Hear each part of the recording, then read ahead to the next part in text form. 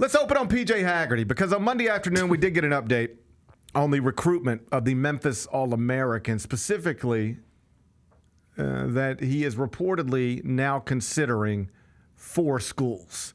And the 4 schools are as follows: NC State, Texas, Ole Miss, and the University of Memphis. So Penny Hardaway is in a fight with Will Wade and Sean Miller, 2 men who were previously fired from power conference jobs, in part because their programs were allegedly spending big money on prospects even before it was allowed by NCAA rules. Them dudes were ahead of their time. And then there's Chris Beard, who has so much NIL to hand out at Ole Miss that one of his players, a 6-man coming off the bench, had enough money this past season to more or less take over guardianship of a teenager and raise him as his own.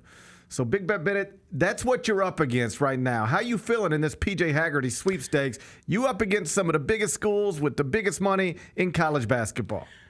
I'm going to be honest. I appreciate that. Yeah, when we heard, I guess it's been a couple weeks now, when we heard the number 4 million thrown around out there, I thought I was going to have to prepare myself to move on. Do you feel like you're prepared? No, because I would love to have PJ Haggerty back. Sure. I mean, he had a great season last year, an All-American level season for the Memphis Tigers. That's right. AAC Player of the Year? Yeah, so of course I'd love to have him back. It's just I'm not sure that you would be able to surround him with a good enough roster to maybe even be as competitive as you were last year if you give him $4 million. That's just where I'm at. Well, what if you threw PJ Haggerty on top of the roster that you've already assembled in the transfer portal? Perhaps that would be good enough. That would be great. Okay. Can we still make that happen? Well, sure, theoretically. Okay. Sure, theoretically. If we can make that happen, then let's go. I think you can put money on the table to get PJ Haggerty back to school if he's willing to take it. I think that money exists. Whether you will actually make it happen, I don't know. But could it happen? Theoretically? Sure. And Penny suggested as much last week when he made it clear that, there is a path back to the University of Memphis if PJ Haggerty would like to pursue it. So what's interesting, in addition to the emergence of these 4 schools becoming the likely destinations, one of them at least, for PJ Haggerty, is that reportedly, Memphis has already offered PJ Haggerty an NIL deal worth around $3 million for next season. That's what my little buddy John Martin reported. And I have no reason to doubt him, so I trust him. And I guess what I'd say is that if that number is true, I don't think that's a good sign for Penny and the Tigers. And I can explain why, I think, by doing exactly the same thing we did yesterday with Zach Kleiman's media availability. Like, let's focus on what we know. Okay. Let's focus on what is said, and then let's fill in the blanks with common sense. Okay. That's all I did yesterday, is listen to what was said, listen to what wasn't said, take into account what we know, and then fill in the blanks with common sense. It's an easy thing to do if you just think through it. Let's do the same thing here. Okay, I'm ready. So what do we know? We know that PJ Haggerty, let's just keep it as basic as we can. We know he's in the transfer portal, right? PJ Haggerty is in the transfer portal. That's a fact. And that suggests he's at least considering leaving Memphis. That's also a fact. We're not arguing about those things. Reportedly, he's looking for $4 million and the chance to play primarily point guard in his next season of college basketball. And what we also know, based on the reporting, is that schools have been hesitant to meet those demands. It doesn't mean no market exists for him, but what it does mean is that if he's looking for $4 million and a promise to play point guard primarily at his next school, all the reporting suggests he has not gotten that yet. Nobody has stood up and said, $4 million and you're our point guard? Here you go. Let's do this. Nobody has said that yet, based on all of the reporting. So he's asking for $4 million and a promise to play point guard. But based on the reporting, nobody's come through with that yet. So that's where we're at. And if all of that is true, and again, I have no reason to think that it's not, it would concern me if I'm a Tiger fan. And the reason is because PJ Haggerty has been out in the market for several weeks now. Yes. Reportedly, he can't get $4 million from anybody, but also reportedly, he won't take your roughly $3 million. In my mind, that's a bad sign because it makes it seem like he's just waiting for one of the power conference schools to get desperate and beat your offer or at least get competitive with your offer. And that's why I think on this whole situation, my approach would change now if I were Penny Hardaway. Okay. Reasonable minds can disagree, but at this point, I don't think what I told you a week or two ago is the way I would let this thing play out now if I were Penny Hardaway. Not given the way it's played out so far and not given the other schools and coaches who are involved in this thing. Here's what I mean. A few weeks ago, I think I told you that if I were Penny Hardaway, I would try to maintain that relationship, keep it good, keep it positive. Mm-hmm. Let him go explore whatever he wants to explore, but always leave the door open in case he wants to come back. This is not like a Tennessee football situation with the quarterback, where I do think you need to draw a line in the sand. At Tennessee, the quarterback was saying, give me more money than you've already promised me or else I'm leaving. And they were like, we're not going to renegotiate with you every few months. We have a deal in place. If you've decided that deal is no longer good enough, well, then you can just get on out of here and go find you the best deal you can find you. And reportedly, he found a deal at UCLA that is going to actually, once you consider state income taxes, he'll walk away with less money at UCLA than he would have walked away with it at Tennessee and probably end up playing for an inferior football team, right? I understood why Tennessee drew a line in the sand with that young man there. What? This is the day before the spring game and you're trying to renegotiate with us? No. This is not the way we're going to run our program. You can get on with it. I got that. I understood it. Doesn't mean they might not regret it if, they start out 1-4 or something like that.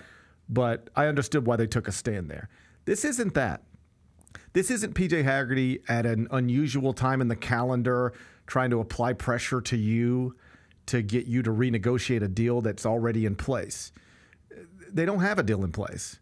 They're negotiating a deal right now. And in the meantime, the best way for him to maximize his market value, or at least to properly understand exactly what it is to get into the transfer portal and accept offers from other schools. If I were PJ Haggerty, I would have done exactly what he's doing. And if I were Penny Hardaway, I would have tried to maintain a good relationship, stay positive, and let him know if you want to turn around, we've got money for you, and we'd love to have you. I still think most of that is true, but I wouldn't wait forever. And I don't even think I would wait much longer. I think I would start applying pressure to PJ Haggerty right now. And I would make it clear to him that you are our priority. You're the player we want. We are willing to give you more money than any player in the history of the University of Memphis basketball program has ever received for playing basketball, outside of maybe Keith Lee. I'm kidding. We'll give all this to you. But you have till Sunday night to tell us whether you want to take it. Again, John Martin reporting roughly $3 million. That's the NIL deal on the table for PJ Haggerty. If I'm Penny Hardaway, I think at this point I say, if you want to take it, you can take it by Sunday night. And if you want to take it Monday or Tuesday or Wednesday of next week, or Monday or Tuesday or Wednesday of the following week, or next month or 2 months from now, as long as we still have it, it's yours. But when I wake up Monday morning, if I don't have a commitment from you, we're going shopping. Yep. And if we can't get anybody else to take our money, just like we can't get you to take our money right now, well, then that money will stay there for you, and you can come grab it whenever you want to grab it, as long as we have it. But if you don't give me a commitment by Sunday night, I'm offering a lot of this money to RJ Lewis on Monday morning, the St. John's reigning Big East Player of the Year, who, is exploring the NBA draft and will probably stay in it, but he's going to have to turn down millions of dollars from me to stay in it, the same way you've turned down millions of dollars from me. And if RJ Lewis doesn't want our money, then we're going to move on to Darian Williams at Texas Tech. We're just going to hit the transfer portal list, and we're going to start offering real money to real players starting on Monday morning. To be clear, we want it to be you. But we put $3 million on the table for you to return to school at a place where you are a second-team All-American, where you're the reigning conference player of the year, and where the fans here want you back badly, so much so that my boosters are putting together this type of package. Again, it's a package no Memphis basketball player has ever gotten before. If it's not good enough, then it's not good enough. But we're going to decide whether it's good enough pretty quickly. Because what I'm not going to do is allow you to wait for the supply to go down, the demand to go up, and at the end of the day, it's either Will Wade or Sean Miller or Chris Beard or somebody else, but they get desperate and just decide, okay, I didn't want to spend $3.5 million on this player, but I want to win. Let's get it done. I'm not going to wait around for them to do that. If you want to wait around and hope that they do that, then that's fine. I understand. That's your right, and that's a gamble. If you're comfortable with it, it's a gamble you should take. But I'm putting $3 million roughly on the table for you right now. That is more money than I assume you ever thought you would get playing college basketball. You say you want to be here. You say you enjoyed your time here. Take our money and let's get on with this season. If you don't take it by Sunday night, we're going shopping on Monday. I want to be clear. The players we go shopping for might tell us no, the same way you're telling us no. And if so, that pot of money will still be here. Come get it whenever you want. But we're going to try to get other players with this money starting on Monday. You got my number. Let me know. I think you have to apply some pressure here, because otherwise the most likely scenario is something like what I'm about to tell you. Right now, PJ Haggerty is the best transfer available in the portal, according to 24/7 Sport. Mm-hmm. Let me tell you what's going to happen if you just continue to wait for him to make a decision and hold all this money aside. The other best transfers in the portal are going to commit somewhere. They're going to take somebody else's money. As long as you ain't out there offering it, they're going to take it from somebody else. All right? Then this is going to happen. Other schools who have reached NIL deals with players who are also going through the NBA draft process, these schools right now are assuming that they're going to withdraw from the draft at some point and come to school. They won't all do that. Okay. And when they don't all do that, there's going to be a school out there that's just got money sitting there. Think of it all of a sudden desperate. Think of it as a Visa gift card that expires in July. And suddenly you've got $2 million on it and expires in July. Let's say you're Dusty May at Michigan. This whole time your plan has been just to give that $2 million to Yaxel Lindenberg, the UAB transfer who has committed to them. That's Yaxel's money. We got it set aside for him. He's going through the draft process. He stays in the draft. Oh, what? He stayed in the draft? We didn't think he was staying in the draft. Now what do we do? Well, we got $2 million. Who else? Who's available? Who's out there? Well, the Hagerty kid at Memphis is still available. I didn't really want a little scoring guard, but we got this money. We've got to spend it. Mm-hmm. He's the best player available. Let's throw some money at him. What's it going to cost? Well, Memphis offered 2.8. We could probably get it done for 2.9. All right, then let's just take the Yaxel money, add some more onto it, send it out to PJ Haggerty, and let's see if we can get that done. The supply will go down. The demand will go up. This happens every year. And if you allow PJ Haggerty to just sit out there, then somebody's going to get desperate. They'll lose a player that they thought they were going to have to the NBA draft. Mm-hmm. Somebody they thought was going to withdraw is going to stay in. That money's going to get freed up, and somebody's going to throw it at PJ Haggerty. It could be Texas, NC State, Ole Miss. It could be another school that doesn't even exist right now in the market. They're not interested in PJ Haggerty right now, but they lose a player to the draft that they didn't think they were going to lose, and the money they were going to spend on that player is now available, and so you just throw it at the best guy out there, and that theoretically could be PJ Haggerty. I'm not promising you that's the way it goes. I'm just telling you that's the most likely scenario of how this unfolds if you just allow him to sit out there. So you put some pressure on him. And you put real money in front of somebody and see if they can actually turn it down when they are operating under the understanding If you don't take it now, it might not be there.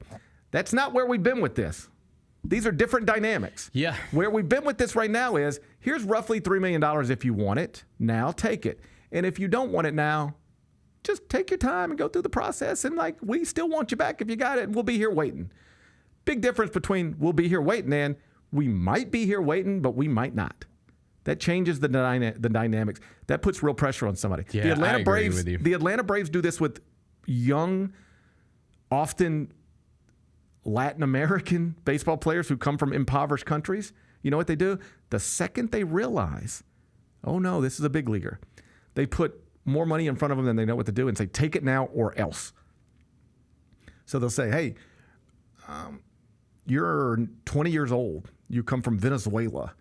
You come from nothing. Here's $25 million. Now, it's a bad contract. It's like 5 years, $25 million. That's like, and you're a starting shortstop. That's not a good contract. But it's $25 million. And if you don't take it now, we might not have it for you. There. Yep. So it's just like, Jesus.